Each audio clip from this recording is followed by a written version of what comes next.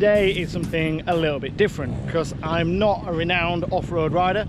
I won't pretend I am, I'm just average. I've done a few enduros, but luckily GasGas have invited me to try their entire range. So what we have is their motocross bikes, which are over that way. We've got their e-bikes, we have enduro, and we have trials, which is obviously what GasGas is famous for. Now, if you're not too familiar with the off-road world, basically KTM bought GasGas a few years ago. That has joined technology together, which has improved GasGas's range. We're here today to have a go on all those models and to prove that you can just have fun, which is kind of GasGas's motto, just open the gas. So it's going to be pretty simple. We're going to have about an hour and a half on motocross, have a little break, about an hour and a half on the enduro, then we're going to try some trials and finish the day off with some e-bikes.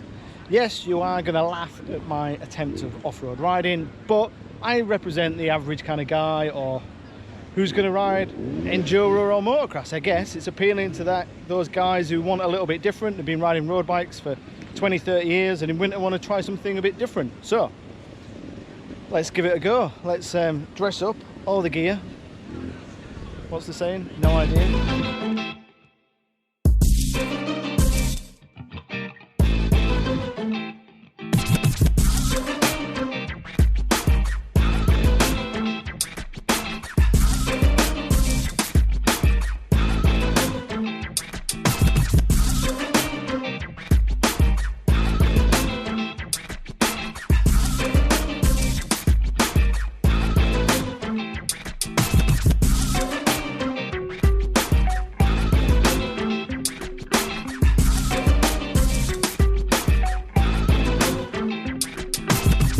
So the light is fading on an awesome day here with GasGas. We've tried enduro, we've tried motocross, we've done trials, and we've done the e-bikes.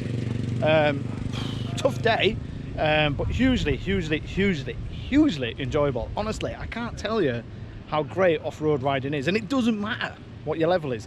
It doesn't matter if you're an expert, complete novice, or you're just pottering about on a trials bike down a green lane. It doesn't matter. And I just love riding off-road. I'm not the best at it, as you can clearly tell. So where do we start? Motocross. I enjoy the speed of motocross, I enjoy the jumps of motocross, I enjoyed the 254 stroke the most, but the potential to get injured is quite high. So I quite like the enduro loop, because then on enduro, the chance of falling off is quite high, but you're at a lower speed. And I quite like the technical stuff through the woods. Trials bike, wow, I fell off that twice. That's the bike I fell off the most, but obviously you're only doing 5-10 miles an hour and you don't need a lot of land. It's all about balance and precision, and I quite enjoyed that, and I seem to get the balance pretty well. The e-bikes was an eye-opener. I've never ridden an e-bike before. I do lots of mountain biking, but never ridden an e-bike, and I can see why people do it, because it just propels you up hills, and then you can switch off the e-bike and enjoy the downhill bit. So if you live, say, 5-10 miles away from good routes, then you use the e-bike to get to the route, ride the route, e-bike back. Makes sense. However, I don't want to drive too much because I still quite like mountain biking, and then to me it's going to be difficult to go back after doing it. So which would I recommend? I don't know, it's really difficult.